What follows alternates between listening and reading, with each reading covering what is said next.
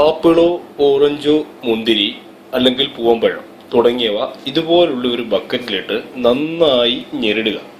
ഞെരടിയ ശേഷം 4-5 ദിവസം ഈസ്റ്റ് ഇട്ട് പുളിപ്പിച്ച് വെക്കുക.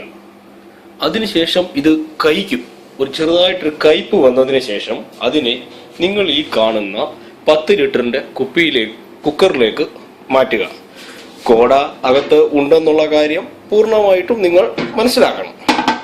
അതിനുശേഷം കുക്കറിനെ ലോക്ക് ചെയ്തതിന് ശേഷം ഒരു 10 mm ഒരു പ്ലാസ്റ്റിക് ട്യൂബ് ഇതിന്റെ മേലിൽ സ്ഥാപിക്കുക. ഈ കാണുന്നതാണ് ആ പ്ലാസ്റ്റിക് ട്യൂബ്.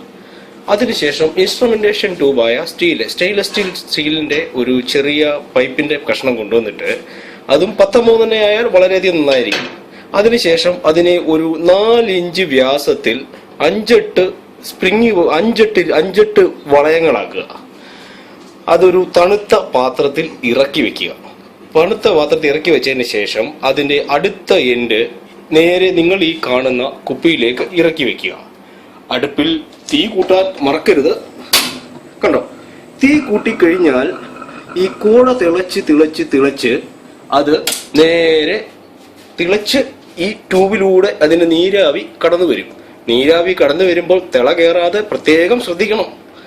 കയറി വരുന്ന ഈ നീരാവി ഇതിലൂടെ സഞ്ചരിച്ച് ഡയറക്റ്റ് ഇതിൽ വന്ന് ഈ ട്യൂബ് തണുത്ത വെള്ളത്തിൽ കിടക്കുന്നതുകൊണ്ട് ട്യൂബ് ആ നീരാവിയെ തണുപ്പിച്ച് ആ വെള്ളം ഡയറക്റ്റ് ഈ ട്യൂബിലൂടെ വന്ന് ഈ കുപ്പിയിലേക്ക് ഇറങ്ങി വരും.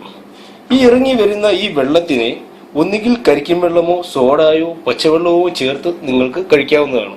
ഇതിനെ സോമരസം എന്ന പേരിൽ പരക്കെ അറിയപ്പെടുമെങ്കിലും ചില വൃത്തികെട്ടവന്മാർ ഇതിനെ വാറ്റിചാരായം എന്ന് പറയും. നമ്മൾ ഒരിക്കലും ആ ഒരു വാക്ക് ഉപയോഗിക്കരുത്.